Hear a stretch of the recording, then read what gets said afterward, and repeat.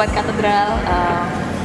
Sekarang kita sama dua frater dari Seminari Tinggi Providensia Day.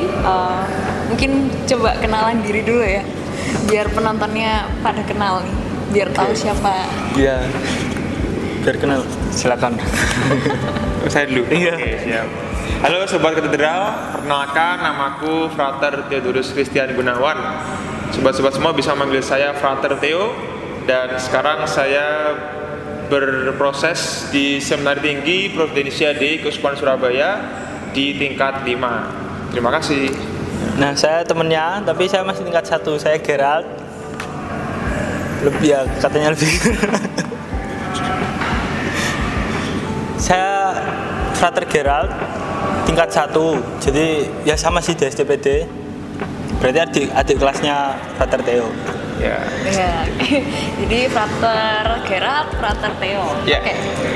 Kita tanpa basa-basi lagi nih ya, tanya. Oke, langsung ya. Ya, ini kan besok hari Minggu tanggal 20 ya. 21. 21 dong. Iya, 21. Tanggal 21. Iya. Itu ada hari Minggu Panggilan. Ya, Ya. betul. Oke, jadi tema kita adalah tentang Minggu Panggilan. Pertanyaan pertama, kenapa sih kok frater-frater ini pilih jalur selibat gitu? Kenapa, Bro? Ya, coba Gerald dulu aja. Oh, saya. Nanti saya kan gantian tadi saya. Oh, sudah gitu. kembali ya. Nanti Gerald. Kenapa kok memilih jalur selibat gitu? Kalau pertanyaan kenapa memilih ya karena punya panggilan gitu.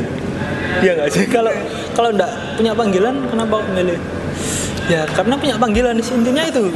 Tapi kalau misalnya ngomong tentang konsekuensi kayak nanti harus selibat gitu. Ya sudah mau apa? Karena aku maunya seperti ini gitu. Ya dan semoga Tuhan berkehendak yang sama gitu sama kemauanku gitu. Itu sih. Ya kalau Frater Theo lebih ini kan juga. Ya, kenapa memilih jalur selibat? Memang pertama-tama ya karena saya pribadi memilih ingin jadi seorang imam, terutama menjadi imam projo Keuskupan Surabaya, maka di mana seorang imam kan juga kalau dalam bahasa teologisnya kan dia adalah seorang alter Kristus ya kan, Kristus lebih, yang lain. Nah, lebih maka ketika seorang itu ingin menjadi seorang imam dan secara khusus saya ketika ingin menjadi seorang imam, maka saya pun juga kemudian memahami ya oke, ketika memilih ingin mengikuti Yesus maka konsekuensinya adalah hidup selibat gitu. Karena kan kita tahu Tuhan Yesus juga dia tidak menikah kan, dia tidak menikah, dia tidak berkeluarga dan dia hidup selibat untuk sepenuhnya contoh yang melayani nyata, ya kan, melayani umat Allah dan meneruskan karya keselamatan Bapa sehingga dia bisa sungguh-sungguh menjadi seorang penyelamat karena dia menghidupi selibat. Nah, maka ketika saya pribadi juga ingin mengikuti Yesus ya, maka saya juga berusaha untuk menghidupi hidup selibat sehingga bisa fokus pada karya pelayanan gitu. Nah, oke. Berarti Frater 2 ini dulu pas masih bocil. Iya, pas masih bocil ya. Pernah ini nggak aktif pelayanan kayak Miss Dinar atau apa yang kayak awalnya ngeliat Romo dulu kan kayak wah menarik gitu atau gimana? Oh, awalnya gitu. Oh, saya dulu. Ya, pernah. Saya dulu Miss Dinar dari habis komunitas pertama itu mungkin kelas 4 kelas 5 gitu ya. Kelas 5 lah.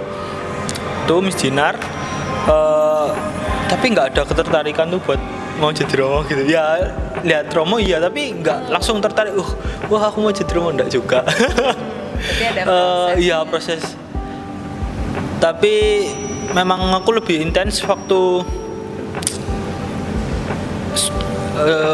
itu sering misa pagi gitu, terus nggak ada yang Miss Dinar, nah akhirnya aku mau Miss Dinar gitu. Oh iya. Ya gitu, terus akhirnya lebih deket lah gitu ceritanya.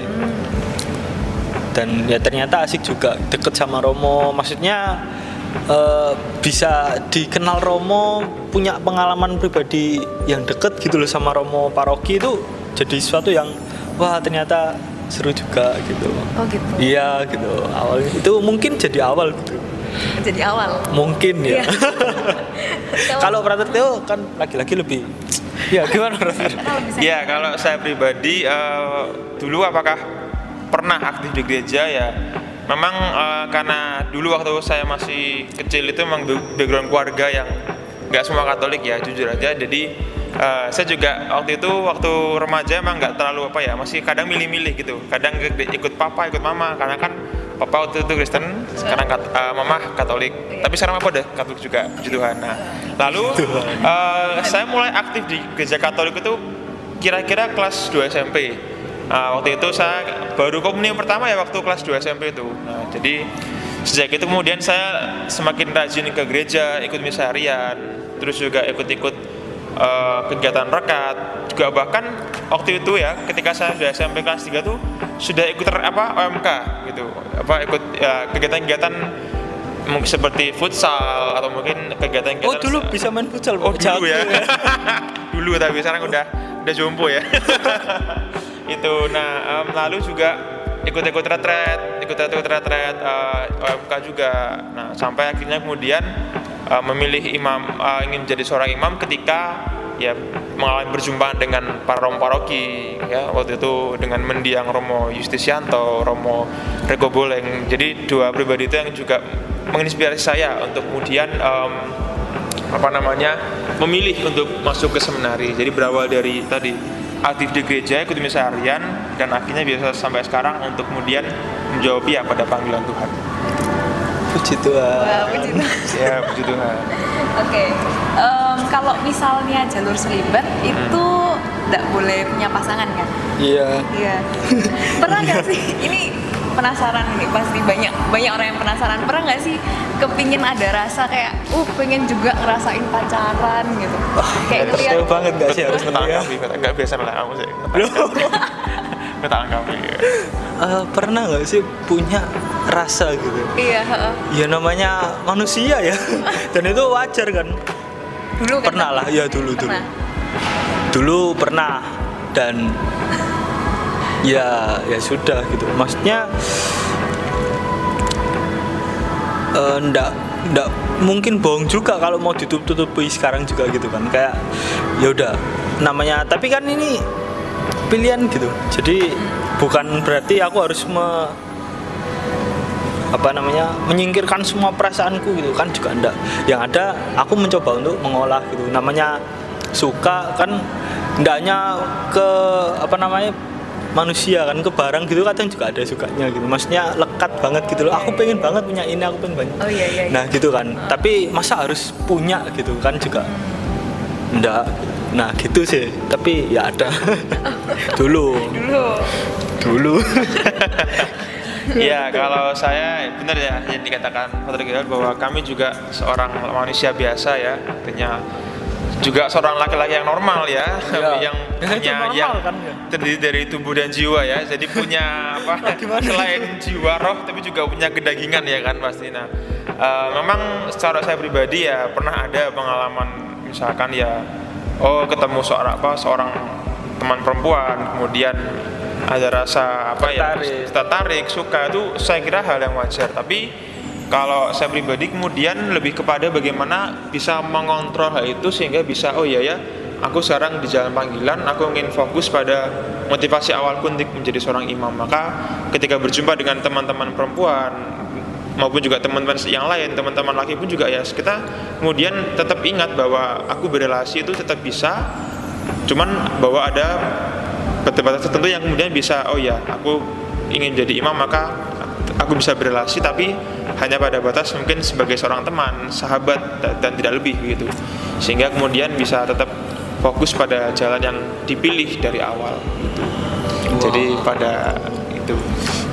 Wah, gitu ya ternyata. Ya, jadi seorang frater, romo, orang yang hidup selibat itu juga manusia. Ya, tapi bagaimana tadi ya, seperti kata mengontrol dan tetap mengolahnya, merefleksikan ini suatu pengalaman perjumpaan ini kan pasti ada makna di balik itu. Nah, jadi bagaimana kemudian dikembalikan lagi ke motivasi awal untuk menjadi seorang imam. Ya kali mau lari terus gitu dari nggak mau ketemu orang, nggak mau. Nah, itu kan juga nggak bisa kan, kita kan imam juga untuk semua kan, for all, kan untuk diri sendiri. Iya, kita kan hadir untuk semua umat, baik itu cowok maupun cewek, tua muda ya kan, anak-anak, remaja, semuanya. Jadi kita perlu merangkul semua untuk supaya mengantar mereka kepada Tuhan Yesus. Itu. Itu. Ya. Oke, lanjut ya. Lanjut. Ini apa sih yang bedain kehidupan dari kaum awam, kaum biarawan-biarawati yang pakai jubah gitu ya, sama ada namanya kaum awam selibat gitu. Nah, bedanya apa sih, Frater? Nah, apa sih frater ya? Saya jadi host. Ya, apa 3 tadi ya? Awam, biarawan-biarawati, kaum selibat. awam selibat. Oke, baik. Ya, saya mencoba menjawab ya, semoga nggak keliru. Jadi jadi sebenarnya gini, kita ini kan semua ini, bahwa kita ini adalah orang Katolik, kita semua sama-sama dibaptis sebagai umat Katolik, maka kita menjadi umat Allah, kita menjadi umat beriman. Jadi apapun kamu profesimu, apapun panggilanmu, kita adalah orang yang dibaptis dan kita percaya pada Tuhan Yesus, maka kita disebut sebagai seorang beriman. Nah, kemudian memang bahwa dalam perkembangannya kita perlu juga melihat bahwa ada macam-macam panggilan kan.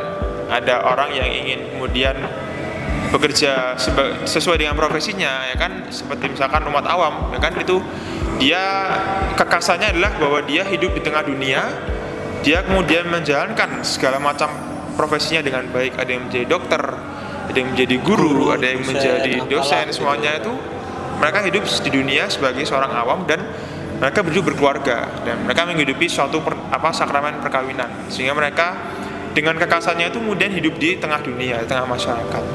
Lalu kemudian ada juga yang disebut sebagai biarawati ya, atau kami para frater dan para romo. Nah, memang kami kemudian kami juga umat beriman, tapi hanya sama ya. Tapi bedanya adalah kami dikhususkan. Kami berusaha untuk mengkhususkan diri untuk memilih jalan panggilan untuk melayani Tuhan dalam suatu pelayanan. Nah, maka kami disebut sebagai ya tadi imam, juga mungkin ada para suster, para biarawati, sehingga memang ada kekhususan gitu. Dibedakan dari umat-umat awam yang mungkin mereka bekerja di sekuler, sedangkan kami yang mengkhususkan diri ini kemudian memiliki karya khusus. Jadi kalau misalkan romo ya dia melayani sebagai romo paroki, atau mungkin romo di sekolah-sekolah, atau para suster misalkan di rumah sakit, atau mungkin juga panti asuhan, panti jompo.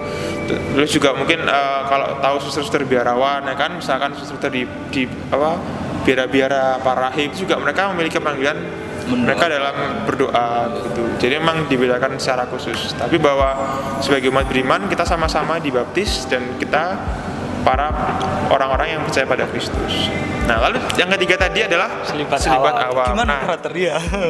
Memang ini juga panggilan yang kalau katakanlah juga khusus juga, karena memang sejauh saya tahu ya, jadi memang selibat awam itu adalah ya mereka para awam yang mereka tetap hidup di dunia, mereka juga tetap bekerja dengan panggilannya, dengan profesinya, tapi mereka memang tidak kemudian memilih menikah. Mereka memilih hidup mengkhususkan diri entah karena berbagai alasan ya. Mereka tidak menikah karena mungkin ingin fokus pada pelayanan, atau mungkin juga ingin berfokus pada profesinya gitu. Tapi tapi bukan berarti mereka mengkhususkan diri dalam arti seperti kami para frater atau para suster, tidak. Tapi mereka tetap hidup sebagai awam, hanya mereka memilih tidak menikah gitu. Apakah tidak menikah, dan juga mungkin juga selain tidak menikah juga mereka menghidupi suatu spiritualitas tertentu kan biasanya.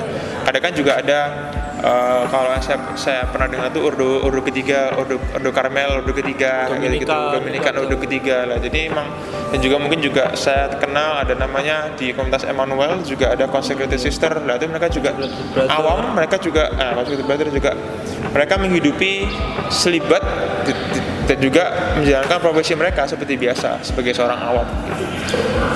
Itu saya gimana? Semoga menjawab gitu ya. Iya, begitu jawabannya.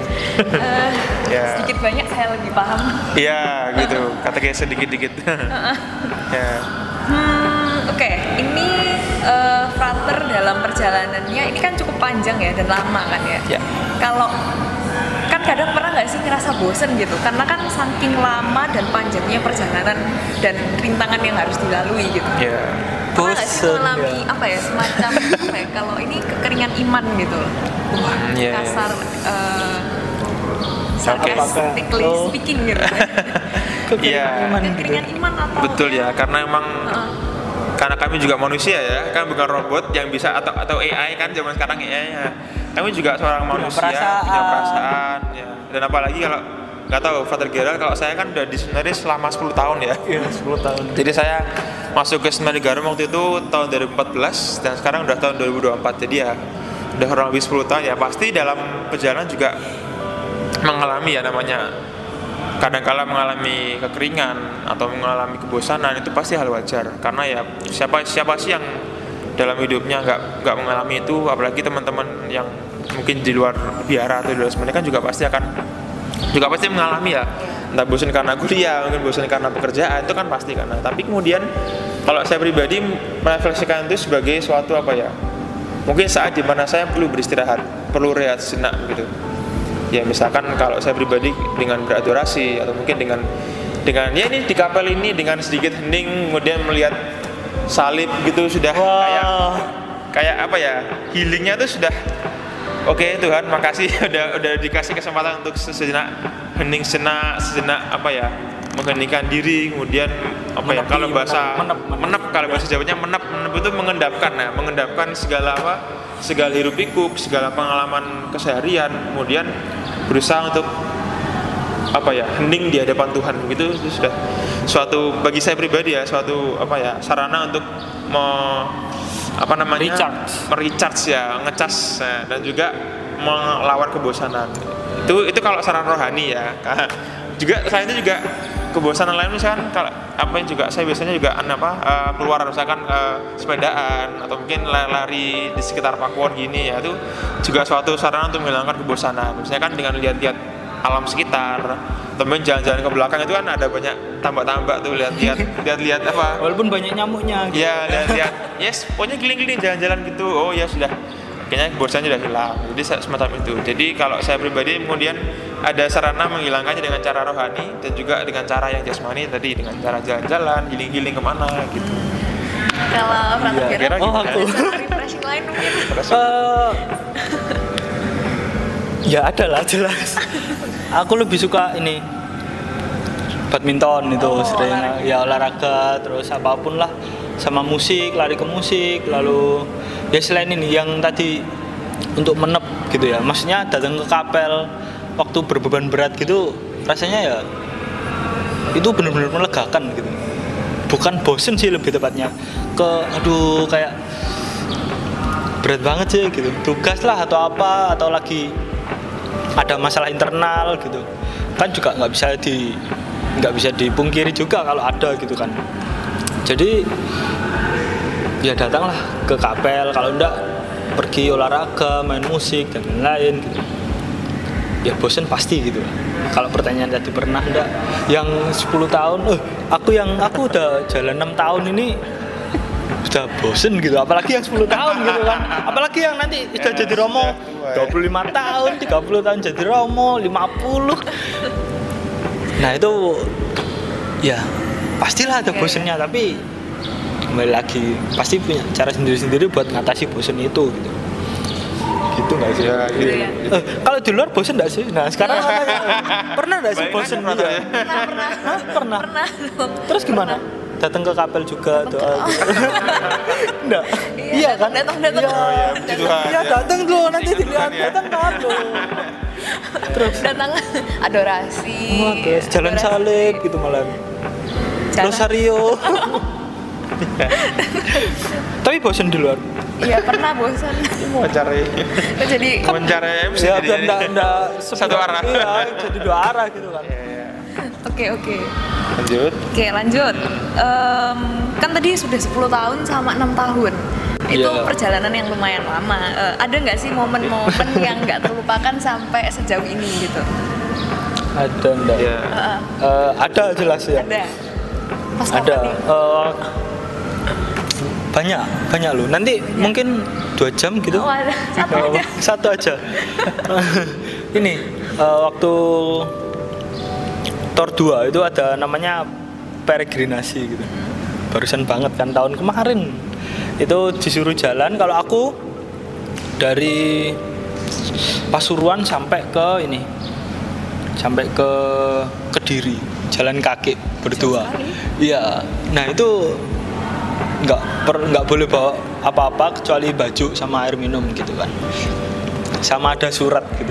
Nah tapi ini pengalaman yang dialami semua calon imam kelihatannya ya kan, angkatannya ada kan. Nah, tapi ini benar-benar suatu pengalaman yang wah, walaupun nggak ada apa-apa, nggak punya apa-apa, itu Tuhan masih menghidupi loh. Buktinya aku masih hidup sampai sekarang, nggak mati kelaparan lah, nggak apalah yang jelek-jelek waktu itu. Tapi ya Tuhan masih melindungi gitu loh. Ya wow banget kan. Itu pengalaman yang kelihatannya nggak bakal lupa sih sampai kapanpun. Dalam ya gitu, gila banget. Kalau dipikir-pikir jalan dari Pasuruan ke Kediri, jalan kaki, hujan panas, kedinginan lah, nggak dapat tempat tidur gitu, kayak wah. Dan aku masih hidup gitu. Baik banget kan Tuhan. Walaupun ya nggak, wah Tuhan sungguh baik, waktu jalan ya rasanya nggak, namanya capek, namanya lapar, namanya ini, namanya itu. Tapi kalau dipikir-pikir ya baik banget Tuhan kok bisa nge-save aku sampai sekarang gitu. Itu pengalaman yang mind blowing, gila. Nggak mau lagi aku. Sekali aja. Kalau Frater tuh ya, kalau saya banyak ya, seperti tadi juga mungkin Gerald artinya apalagi saya 10 tahun di sini, 10 tahun loh ini. Itu udah banyak banget pengalaman yang tak terlupakan. Jadi lomo. Amin. Ya, itu akan. Ya, kalau pengalaman yang mengena itu bagi saya tuh ketika pastoral, ya, ketika mengalami perjumpaan dengan umat, ketika kemudian berproses bersama dengan umat, ya kan. Dan kebetulan juga dalam beberapa tahun terakhir saya juga diutus ke tempat-tempat yang katakanlah di luar Surabaya ya, di stasi-stasi kecil, seperti saya pernah waktu itu di stasi di Ponorogo Selatan sana, di Selaung juga pernah, lalu di Klepu, dan sekarang saya di Ngeni. Lalu kemarin juga di Banyu Urip. Tahu Selaung? Nggak tahu dia. Nggak tahu. Jadi banyak macam lah. Jadi yang mau saya katakan adalah saya banyak diutus ke tempat-tempat terpencil di mana di situ kehadiran seorang Romo itu benar-benar jarang gitu. Romo misa kalau kadang cuma sebulan sekali atau mungkin cuma sebulan 2 kali, sehingga kehadiran seorang frater di tempat-tempat stasi kecil itu kemudian membawa suatu sukacita bagi umat, terutama umat-umat yang merasa kadang-kala jauh, jarang disapa oleh romonya. Kemudian apalagi Frater Theo yang datang. Waduh. Nah, saya juga kemudian merasa ketika datang ke stasi kecil, ke tempat-tempat yang pelosok-pelosok itu kemudian merasa bersyukur karena bisa menghadirkan Yesus di tengah umat itu. Dia menghadirkan Yesus di tengah kesederhanaan umat itu. Ini kan kita tahu ya, apalagi di tempat-tempat terpencil kan ya banyak umat-umat itu kan orang-orang yang sederhana, ya kan, para petani, para pekerja-pekerja yang mungkin hidupnya itu jauh lah dari sapaan-sapaan gereja. Nah, mereka apalagi misalkan seperti ketika saya kunjungan ke rumah-rumah umat, itu mereka juga merasa senang karena merasa seperti didatangi oleh seorang gembala, katakanlah gitu. Mereka berkata bahwa matur nuwun nggih frater, sampun jenengan kunjungi, sampun artinya mereka ada title-nya. Nah, ada style bahasa Jawa gitu. Nah, itu artinya saya merasa bahwa pengalaman berjumpa dengan umat itulah yang kemudian membuat saya selalu yakin bahwa Tuhan itu sungguh-sungguh memanggil saya, dan kemudian bahwa di luar sana tuh tenaga seorang imam, seorang gembala itu masih sangat-sangat dibutuhkan gitu. Dan sangat dirindukan oleh umat, kehadiran seorang yang bisa menyemangati iman mereka, yang bisa hadir bersama dengan mereka, yang bisa memberikan penghiburan di tengah mereka sedang mengalami duka cita, sedang mengalami kesusahan hidup. Nah, justru kehadiran seorang imam atau seorang rohani itu bisa memberikan suatu penghiburan yang luar biasa bagi umat-umat yang sedang mengalami penderitaan semacam itu. Jadi itu yang bagi saya selalu mengena ketika berjumpa dengan umat, ketika berpastoral, itu suatu saat di mana saya bisa sungguh-sungguh hadir dan bisa membawa Yesus ke tengah-tengah umat itu sendiri. Wow. Jadi ngelihat umat, bertemu umat ini juga penyemangat moral. Betul. Gitu. Jadi kayak ini mood booster ya, kayak yang mood booster apa namanya support system. Tapi support systemnya enggak cuma ketemu gitu ya, doa. Oh iya, doa bersama ya kan. Nah, ketika berkunjung ke rumah umat, mengajak mereka berdoa bersama. Ya itu juga satu hal yang dirindukan oleh umat gitu. Hadirnya seorang gembala di tengah mereka gitu. Menarik sekali. Nah, kalau perlu ditanya balik enggak? Enggak kasih dia nanti malah stres dia. Ayo lanjut. Oke. Iya. Ada punya patron nggak? Santo-santa Wah, favorit Wira dulu. gitu. Wah, saya Siapa? Kenapa? Gitu. siapa patron ya? Enggak ada. Ya ada sih, tapi bukan satu siapa? Ya Bunda Maria. Oh, Bunda Sebenarnya. Tapi kalau misalnya orang kedua gitulah selain Bunda Maria. Kalau Bunda Maria kan agaknya wajib gitu bagi Iya. semua orang Katolik gitu kan, wajib. Kalau misalnya sobat-sobat nggak menjadikan Bunda Maria sebagai patron, wah hati-hati nanti dimarahi Frater Theo. Tapi ini ada Santo Agustinus juga. Santo Agustinus. Kenapa? Ini menurut saya pribadi yang spesial karena selain pinter ya kan, ini juga kisah hidupnya, pertobatannya itu wow banget gitu.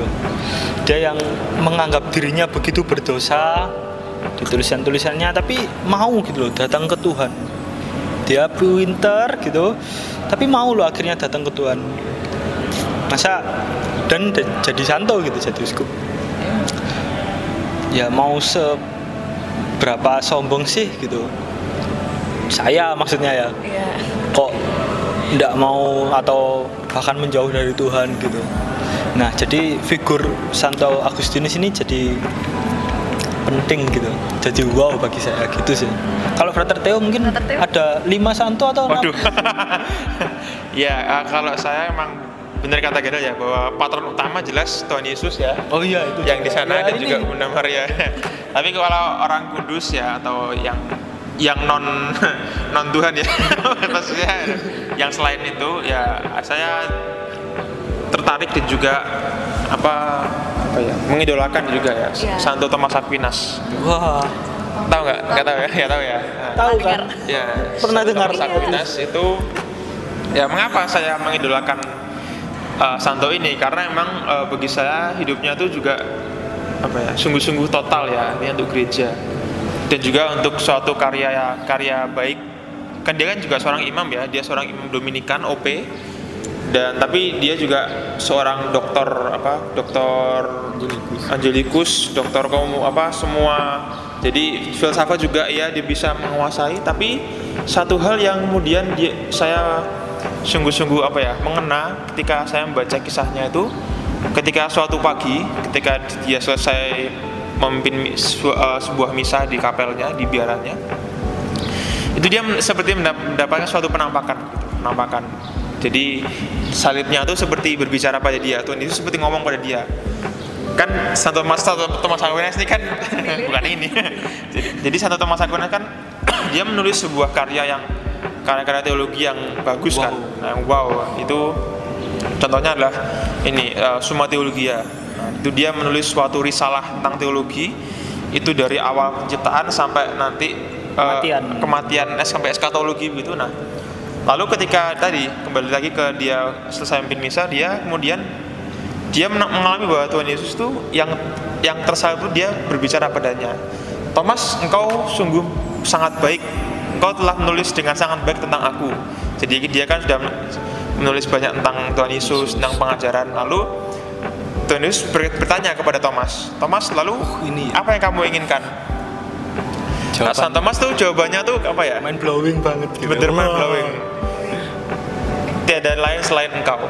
Itu jawabannya. Jadi artinya apa? Artinya Thomas tuh nggak pengen apa-apa tapi pengen Tuhan sendiri. Saya pengen bener-bener yes, aku nggak mau apa-apa Tuhan, aku maunya cuma kamu aja gitu.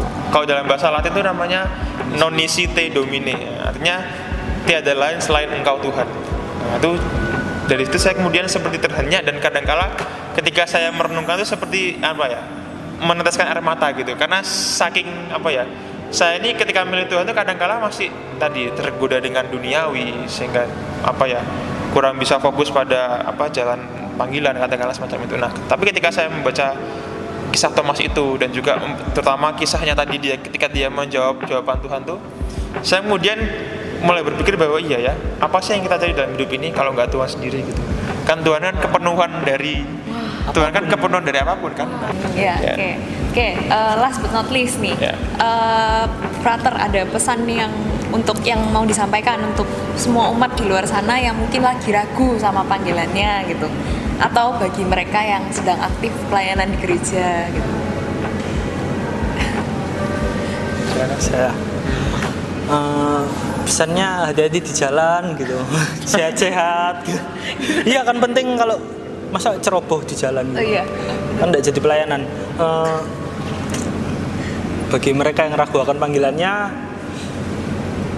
mau sampai kapan kamu ragu gitu. Ya, hidup cuma sekali, katakan ya pada sesuatu yang mendorong hatimu, yang benar-benar membawamu pada tujuan yang kau impikan gitu. Tidak ada gimana ya, no turning back gitu lah. Benar-benar lurus. Ya, tidak. Katakan ya pada apa yang benar-benar gitu. Tapi kalau tidak mau ya juga jangan. Gitu. Apalagi buat yang ini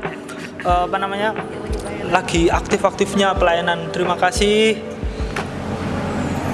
Saya atas nama siapa ya? Pokoknya saya yang juga mau jadi Romo ini ingin mengucapkan terima kasih sebanyak-banyaknya atas pelayanan yang sudah dilakukan. Ini juga teman-teman konsos, terima kasih.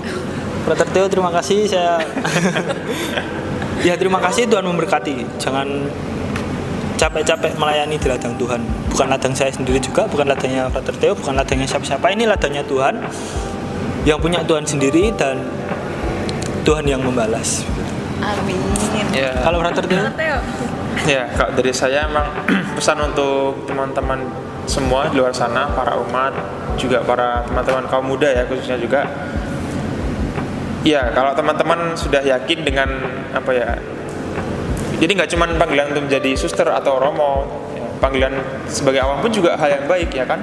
Karena nggak ada yang salah, karena kan kita merayakan hari Minggu Panggilan itu juga sebetulnya juga apa ya, mensyukuri rahmat Tuhan atas segala macam panggilan yang diberikan Tuhan pada kita. Kan namanya panggilan kan, panggil, berarti kan ada yang memanggil, maka yang memanggilkan pasti Tuhan sendiri. Pasti kita semua dipanggil dengan berbagai macam profesi kita masing-masing ya kan. Ada yang menjadi guru atau menjadi dokter, semacam segala macamnya, itu semuanya adalah hal yang baik. Nah, tapi kemudian gimana kalau teman-teman nih secara khusus ada yang merasa nih terketuk hatinya, ada yang merasa kemudian iya kok aku kayak merasa kelihat figur Romo kayak pengen kayak sininya langsung kayak ya, pesan saya, buka hatimu ada lagunya ya. Bukalah hatimu nanti pada ada sesi sendiri nyanyi. Bukalah hatimu pada Tuhan ya, bahwa Tuhan pasti punya rencana baik buat hidupmu, dan bukalah juga pikiranmu juga bahwa di luar sana ada berbagai macam kebutuhan, ada orang-orang yang memerlukan uluran kasih kita sebagai seorang pribadi manusia. Maka selalulah terbuka pada panggilan Tuhan, dan selalulah setia untuk mendengarkan Dia yang bersabda, karena pasti ketika Tuhan sudah bersabda kepadamu, pasti Dia punya rencana, Dia pasti punya hal-hal baik yang sedang disiapkan, dan juga hal indah yang disiapkan untukmu. Memang beda ya. Dan juga untuk teman-teman semuanya yang lagi menyalanya nih, aktif di gereja ya kan. Iya. Menyala bangku.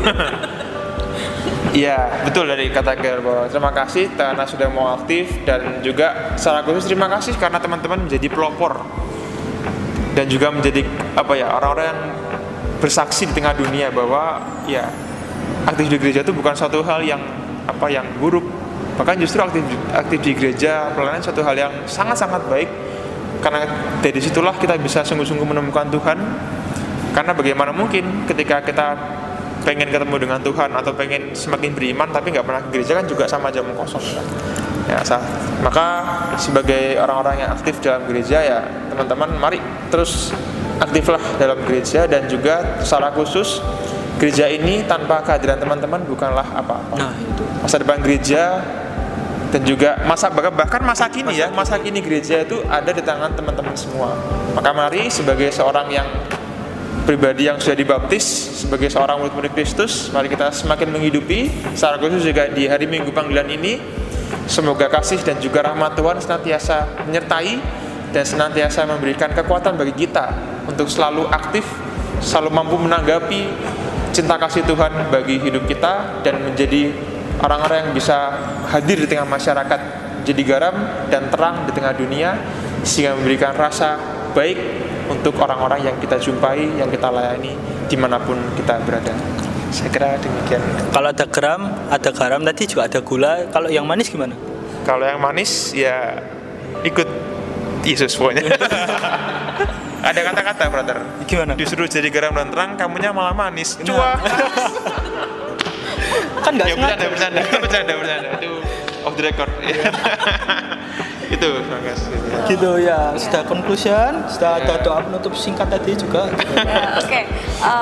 Terima kasih Frater Gerald, Frater Theo atas waktu dan kesempatannya. Kita bincang-bincang tentang iman Minggu Panggilan ini ya. Terima kasih. Semoga buat sobat katedral yang nonton, kalau ada panggilan, apapun panggilannya ya, mau Apapun, jadi biarawan, semuanya. biarawati, Bahkan awam, awam pun ya. semakin kuat dengan panggilannya, gitu ya. Amin. Iya. Amin. Udah, sekian. Terima kasih. Dadah.